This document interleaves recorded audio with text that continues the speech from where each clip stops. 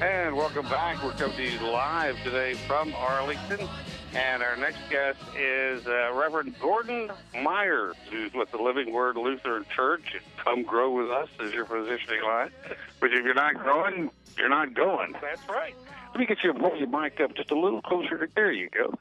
And you were sitting here while I was talking to Bob Wilson a minute ago, and I guess you're also a very big advocate of treating people the right way because the reward is some of it's here, but the rest is in heaven.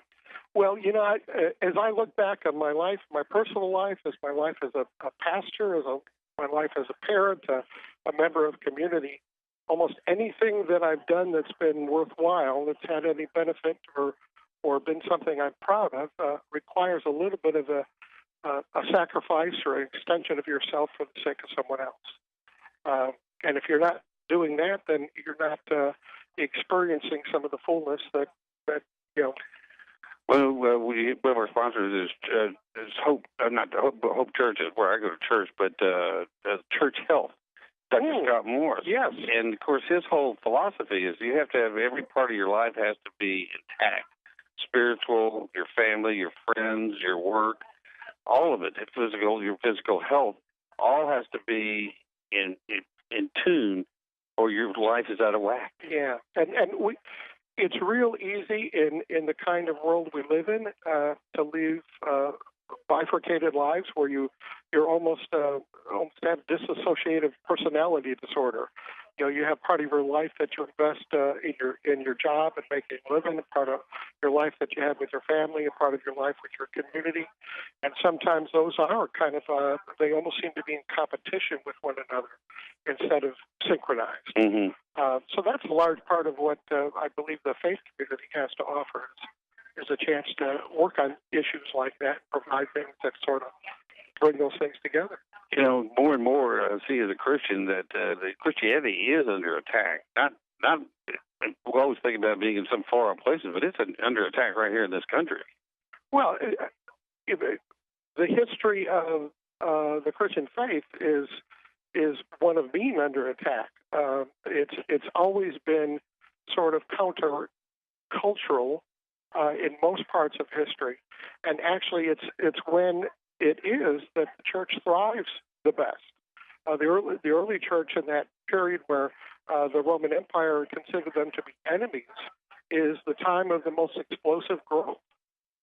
Christian faith in places where it's not always welcome, where people discover a value in it, but it's not an easy, convenient thing to access, where they have to work at being a part of it, and there's some danger and risk associated with being part of it.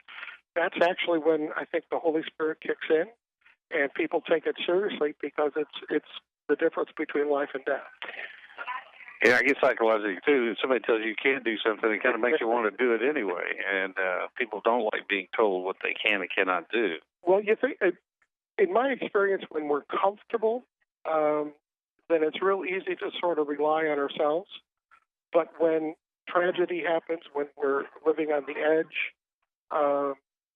then you have to rely, you have to be engaged with someone else. A lot of my work throughout the years has been with populations of people that were homeless or in poverty or some other disadvantaged group. And often the words of the gospel, the pronouncement of forgiveness and acceptance by a God who loves us and cares for us from our very conception, that's a powerful message that a lot of places don't hear very often and frequently. One thing Bob Wilson's talking about in this kindness revolution,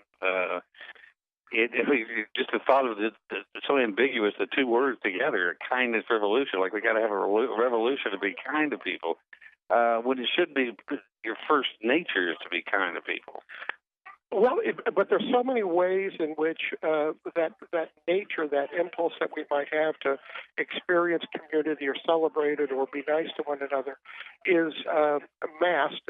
There's so many encouragements we have to be concerned only about ourselves or primarily about ourselves that sometimes that gets buried. I'm fairly new in Arlington, so this is a new community. We've only been here about a year and a half, but it's a phenomenal experience. We have really discovered a sense of community here that is pretty rare, and it's been very enjoyable.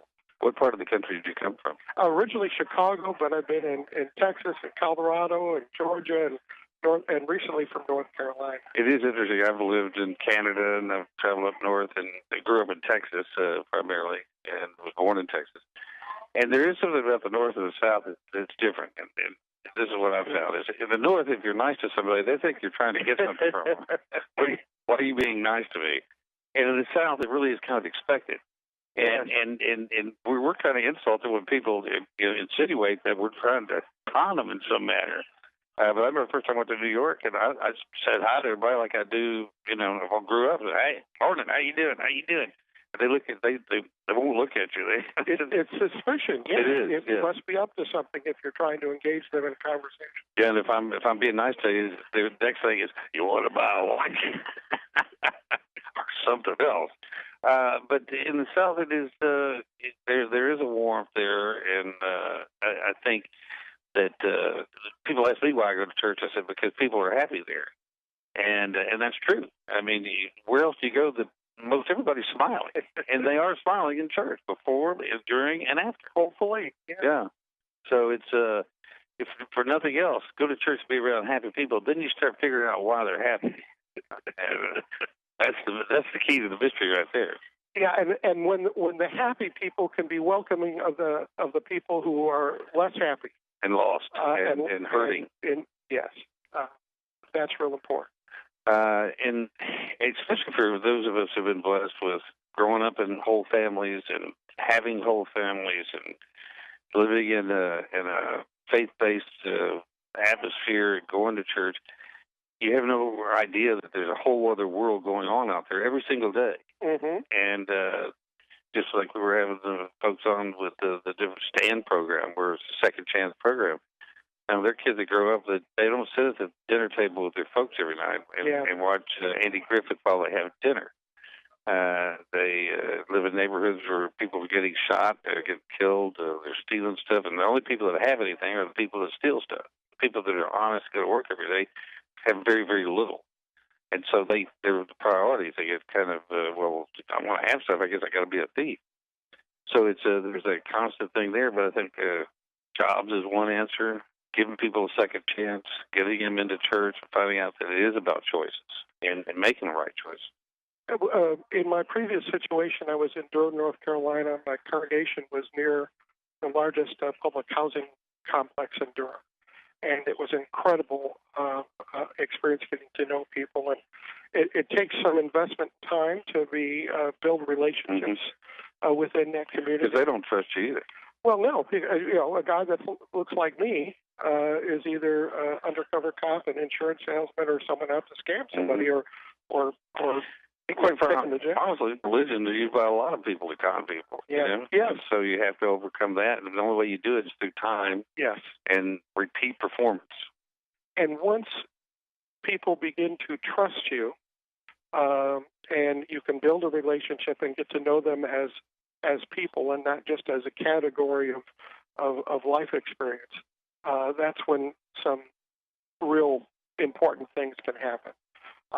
We were able to do some phenomenal things with people there and discover their talents and their abilities.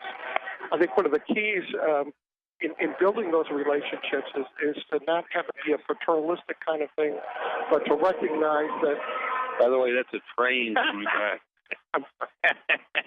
Actually, the mic doesn't pick it up as much as we actually hear it. Okay. But when you allow people to participate and to be who they are and give what they have to give, that's when the real neat stuff happens.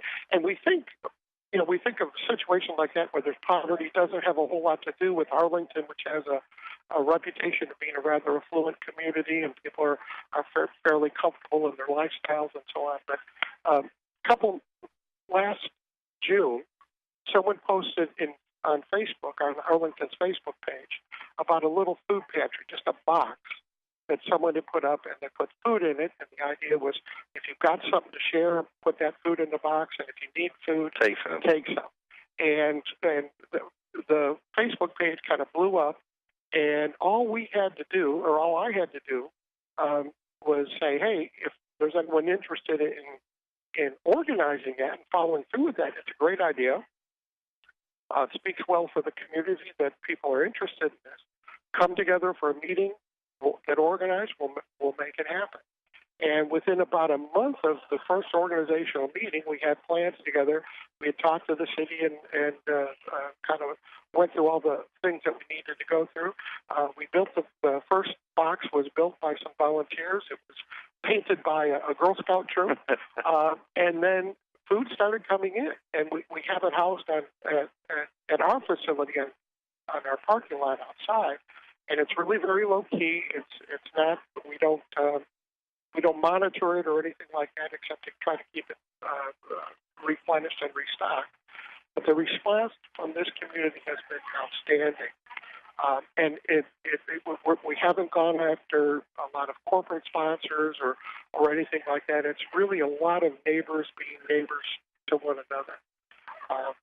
And that's the kind of thing that speaks well of a community, that people are interested.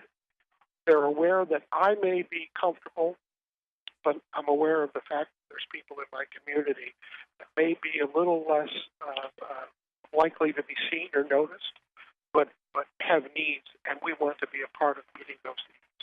And if you're comfortable, you really don't think about somebody really not having something to eat tonight if they didn't have to stop by the pantry and pick up a couple of cans of food. Yeah. Because sometimes it's just a stopgap thing. Maybe, they had some extra bills come up, and there could be nothing worse than not being able to feed your family one night. That's more universal, I think, than we're mostly aware of.